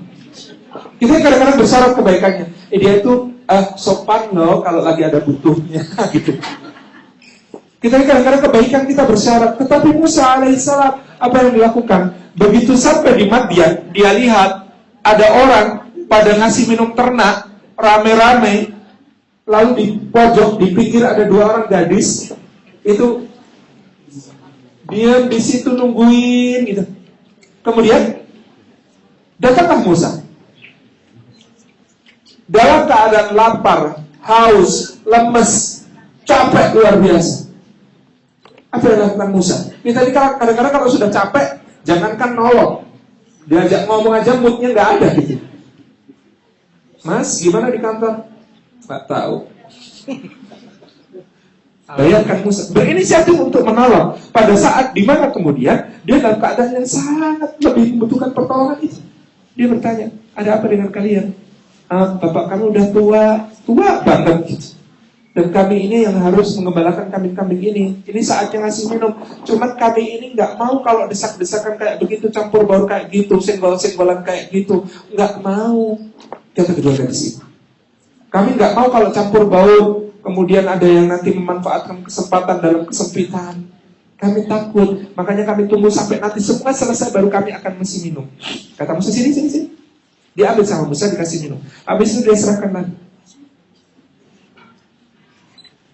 Apa yang dikatakan oleh Musa kepada gadis itu?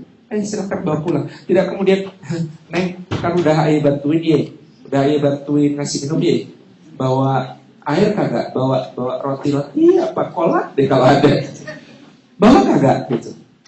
Enggak. Musa apa? Pantang baginya minta bantuan kepada makhluk, pantang baginya mengadukan keluh kesah kepada makhluk, pantang baginya kemudian menghibah-hibah kepada makhluk. Apa yang dilakukan? Dia pergi menjauh, duduk di bawah sebatang pohon, dia berdoa, Rabbi inni lima anzalta ilayya min khairin faqir.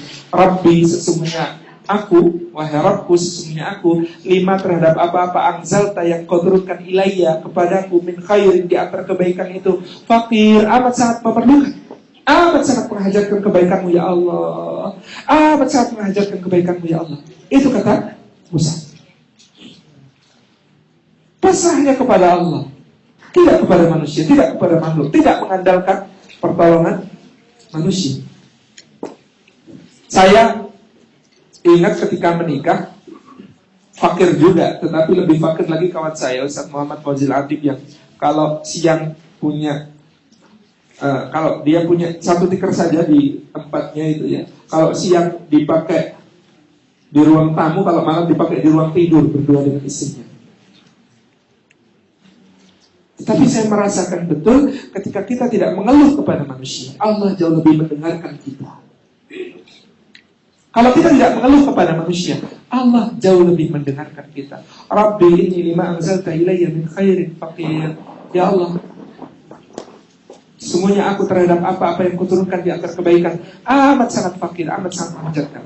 Dari doa itu apa yang didapat oleh Musa alaihissalam ketika pasrahnya 100% kepada Allah, laparnya luar biasa. Tiba-tiba ada salah satu gadis balik kemudian, Mas, dipanggil babe.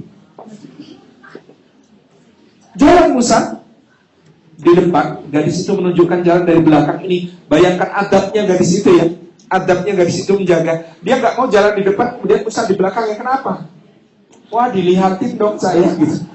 Sehingga dia apa? Minta Musa di depan, dia ngiring di belakang. Jalan sampai di rumah, lalu ketemu bapaknya bilang apa? Nah, apa yang menjadi masalahmu ini? Silahkan dimakan dulu. Satu dapat makanan. Jadi kalau tadi makan aja susah, ini satu dapat makanan. Lalu yang kedua apa? Ditanya, bagaimana urusanmu? Saya lari dari Mesir sampai ke sini gara-gara bunuh orang. Oh, kata si bapak, tenang, kamu aman kalau di sini. 2, dia dapat perlindungan. 3, apa yang ditawarkan oleh si bapak? Nah, begini nak. Jadi saya pengen sih punya mantu kamu, tapi ada syaratnya. Kamu mau gak kerja di sini dulu 10 tahun lah atau berapa? 3 dapat pekerjaan, 4 dapat istri, 5 dapat bimbingan karena dia seorang salih, 6 dia dapat kenabian. Jadi Musa ketika pasrahnya total kepada Allah dalam keadaan payah itu, lalu dia berdoa, Rabbi ini lima anzalta ilayya min khairin faqir. Hafalkan doanya, karena ini doa dapat jodoh, doa dapat pekerjaan, doa dapat apa? Segala hal perlindungan, doa dapat suaka, doa dapat macam-macam. Rabbi ini lima anzalta ilayya min khairin faqir. Doa dapat buka bersama gratis, begitu. Rabbi ini lima anzalta ilayya min khairin faqir. Ya Allah, semuanya aku terhadap apa yang aku berikan kepadaku dari antara kebaikan itu sangat-sangat membutuhkan, ya Allah, tolong ambil. Ini alangkah indahnya. Saya begini mas, ini pengalaman pribadional. Waktu menikah, saya menikah umur 20. Mohon maaf ini terlambat menikahnya umur 20. Nekat juga maksudnya gitu ya, dengan nafkah yang saya kira hanya cukup memang untuk makan kami berdua, tapi nekat menikah.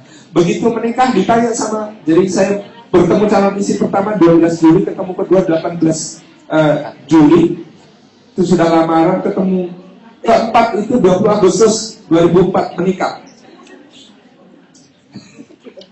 Jadi kiat gitu. Karena tadi ada yang ditawarkan oleh Pak, ada mak comblang ini. Saat menjelang akad nikah itu, itu mertua tanya begini, calon mertua tanya begini. Nah ini soal selanjutnya bagaimana? Maksud Bapak? Selanjutnya bagaimana? Oh, ya soal biaya macam-macam, ini kan masih kuliah semua begini. Oh Pak, bismillah, saya bukan orang kaya Pak, saya tidak menjanjikan yang muluk-muluk, tetapi yang namanya pernikahan itu Pak, pengalihan tanggung jawab dari ayah kepada suami. Jadi kalau dia sudah menjadi istri saya, segala yang menjadi beban Bapak secara ekonomi seharusnya beralih kepada saya. Gagah ngomong begitunya. Habis itu ada SMS masuk. SMS-nya dari calon istri, bunyinya, untuk Anda ketahui, SPP saya 1 semester 4 kali SPP Anda. Rasanya kemudian lemes. Ya Allah, SPP-nya saja 4 kali lipat. Lah nanti belum kosmetiknya. Sabar. Macam-macam pikir, ya Allah. Lalu kemudian ketika menikah itu, saya kemudian memejamkan mata ketika akan nikah, minta pertolongan. Ya Allah, aku pasrah kepadamu, ya Allah. Ini saya menikah, tapi kenapa jadi surang begini rasanya, ya Allah. Saya serahkan semuanya kepadamu, ya Allah. Dulu hamba-hambamu yang saleh itu kalau kemudian menerima ujian darimu, kemudian mereka melaksanakannya, mereka memejamkan mata karena prasangka baik kepadamu. Ibrahim ketika akan menyembelih Ismail, dia memejamkan mata, ya Allah. Lalu ketika dia membuka matanya, datang keajaiban. Datangkan keajaiban untukku, ya Allah. Ketika aku akan nikah ini, aku memejamkan mata. Nanti ketika aku buka, datangkan keajaiban, ya Allah. Saya berdoanya begitu, meskipun waktu itu tidak berharap keajaibannya sama dengan Ibrahim dan Ismail. Masa istrinya ganti-ganti domba, kan gak lucu gitu. Bismillah, ya Allah. Pokoknya kalau bisa ada keajaiban, ya Allah. Betul, ketika saya buka mata habis akad nikah itu, hujan turun, Bu. Hujannya turun, Masya Allah. Maka ketika kemudian istri saya mengecup tangan saya, dan saya kemudian kena setrum 220.000 volt. Lalu saya balas untuk mengecup kakinya, saya katakan kepadanya, lihat, bahkan langit pun menangis kehilangan salah satu bidadarinya, turun ke bumi untuk mendampinginya. Gak usah dicatat ya Mas ya, bikin sendiri nanti. Bagian dari itu. Jadi Masya Allah, ujian itu, kita hidup itu, apa yang kita pakai, apa yang kita guna saja. Mohon maaf, ini ada pengalaman juga, mudah-mudahan menjadi satu penyemangat saja bagi kita yang seperti Mas Satria gitu ya, dalam kesempitan. Saya menikah, habis itu ngontrak rumah di daerah namanya Jogokarian. Ketika ngontrak rumah itu nggak kepikiran bisa punya rumah. Mungkin sepanjang hidup saya bilang kepada istri saya, sepanjang hidup jadi kontraktor itu nggak dosa kok. Sepanjang hidup kontrak itu nggak dosa.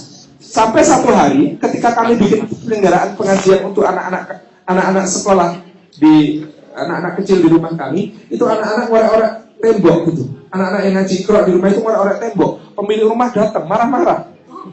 Lalu saya berdoa, ya Allah, ternyata punya rumah ada baiknya ya Allah. Yaitu kalau kemudian anak-anak yang ngaji pada kami ini ngorek-ngorek, nanti nggak ada yang marahin ya Allah. Kalau begitu, kalau memang itu perlu, beri ya Allah. Nggak sampai 3 bulan kebeli, alhamdulillah. Nah, punya rumah pun rasanya naik motor bertiga itu kemana-mana cukup-cukup saja, nggak ada masalah kok gitu. Nggak dosa naik motor itu. Sampai satu hari kami melihat tetangga sebelah itu ngapain? Itu suami istri sudah sepuh, anaknya sudah memencar kemana-mana. Sang istri gagal ginjal, harus cuci darah. Diantar suaminya pakai motor tua, hujan, nangis saya. Ya Allah, ternyata punya mobil ada baiknya ya Allah. Yaitu bisa ngantar tetangga buat cuci darah ya Allah. Kalau memang baik begitu, bisa karuniakan kepada kami bersyukur ya Allah. Allah itu kalau ngasih mudah, asal kita punya jawabannya. Wong kita minta sama ibu saja ya. Bu, minta uang saku 5.000 ya Bu, 5.000 pounds gitu. Itu pasti ditanyakan ya, buat apa? Waktu kita kecil kan kalau diminta uang lebih sedikit itu ditanya buat apa. Nah kalau kita bisa menjawab saat itu, insya Allah kita diberi. Kita ini juga begitu, kalau minta sama ya Allah minta mobil mewah, Allah tanya buat apa? Kalau kita nggak bisa nyiapkan jawaban sekarang, repot jawabnya di akhir. Karena di akhir ditanya lagi. Jadi kalau bisa menyiapkan jawaban atas apa yang diberikan oleh Allah kepada kita hari ini, siapkan jawaban hari ini, insya Allah di akhirat didengarkan jawaban kita. Mudah-mudahan bermanfaat. Sudah habis waktunya Mas. Waktu masih masih ada 1 menit. Nanti pertanyaannya singkat, jawabannya lebih singkat gitu aja. Baik, alhamdulillah kita masih punya satu kesempatan untuk satu pertanyaan dari Ibu dari saya kanan, silakan Mbak. Ya, silakan. Iya mana coba.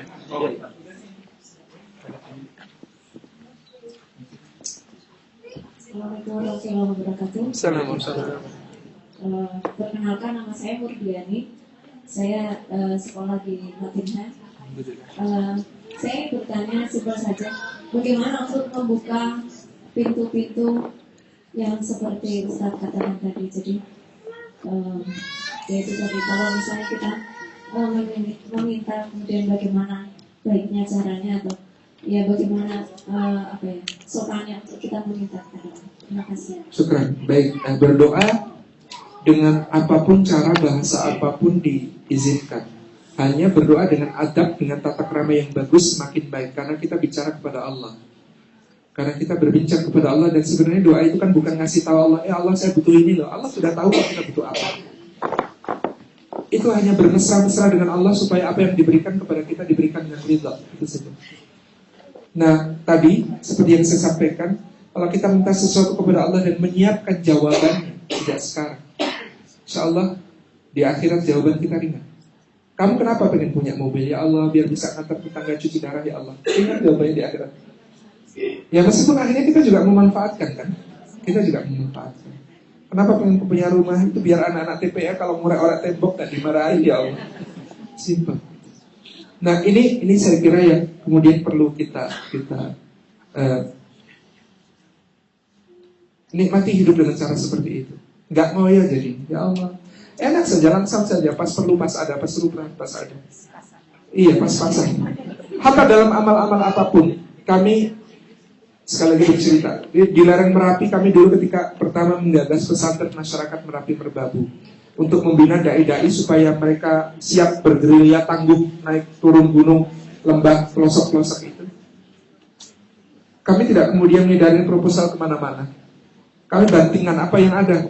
Yuk beli tanah rakitan 1 meter gitu ya. Pokoknya meskipun 1 meter kita mulai bikin pesantren. Tapi kalau kita minta kepada Allah, ya Allah, Engkau tahu ini buat bagaimana supaya ada dai-dai terdidik di lereng-lereng gunung ya Allah. Apa yang terjadi kemudian? Itu dari Yayasan Satu Untuk Negeri tiba-tiba ucuk-ucuk Pak Bedunduk kita jawab. Gak ngundang, gak menghubungi, gak apa, tiba-tiba datang ke kantor penerbit kecil kami di Jawa Barat dan mengatakan Pak Fani, Mas Salim katanya sedang merintis pesantren ya di lereng Merapi. Iya. Oh gimana Pak? Apa ada yang bisa kami bantu? Pokoknya kami bismillah, kecil-kecilan mas, yang penting jalan. Ya tapi kami ada slot 1,5 miliar untuk Anda, gimana mau terima apa enggak? Gitu. Terima apa enggak ya? Terima apa enggak ya? Bingung waktu itu, istikharah dulu. Gitu. Ya Allah, apakah ini jawaban doa kami? Ya Allah, kalau Engkau yang akan memberikan pendidikan untuk mereka, Engkau yang bisa membiayai mereka, bukan kami ya Allah. Apakah itu jawabannya atau bukan? Takut-takut juga, jangan-jangan ini ada butuh biar nanti bantu-bantu. Tapi alhamdulillah bismillah kami terima jalan konstruksi pembangunan ini sebagian dari mudah-mudahan jawaban. Terus ketika kita memohon kepada Allah, meminta sesuatu dengan menikmati hidup seperti ini. Jadi berdoa dengan adab, dengan tata krama, bermesra-mesra dengan Allah. Jangan sok dekat, sok kenal dengan Allah tapi jauh sebenarnya. Sok kenal, sok dekat itu, ya Allah kok kamu gak pernah mengabulkan doaku sih?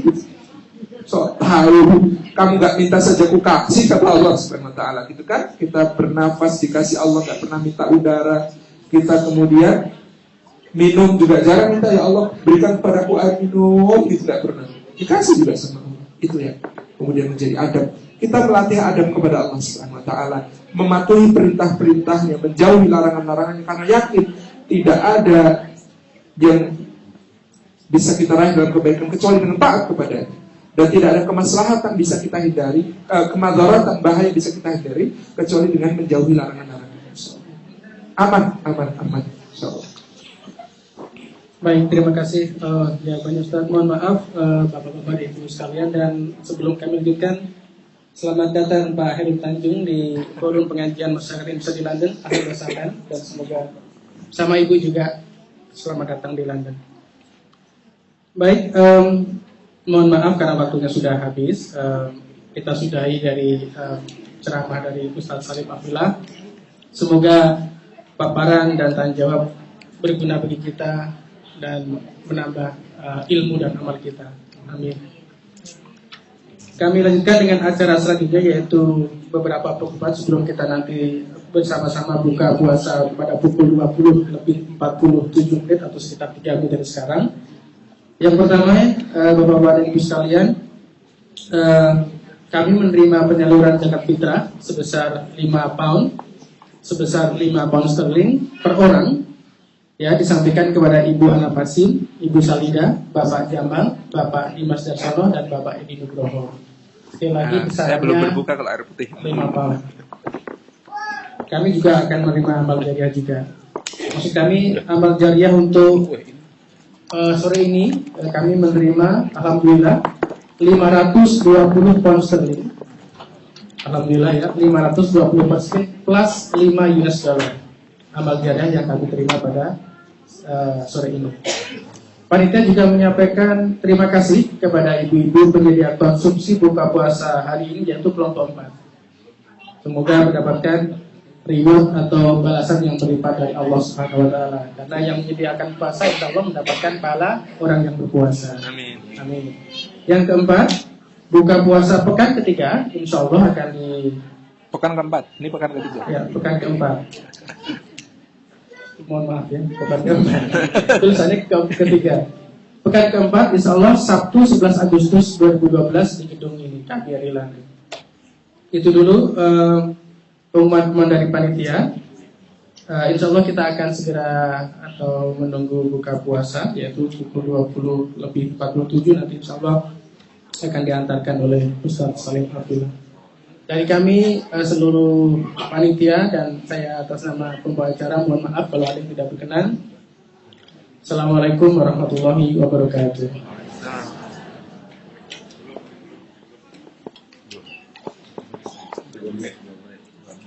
Satu menit. 1,5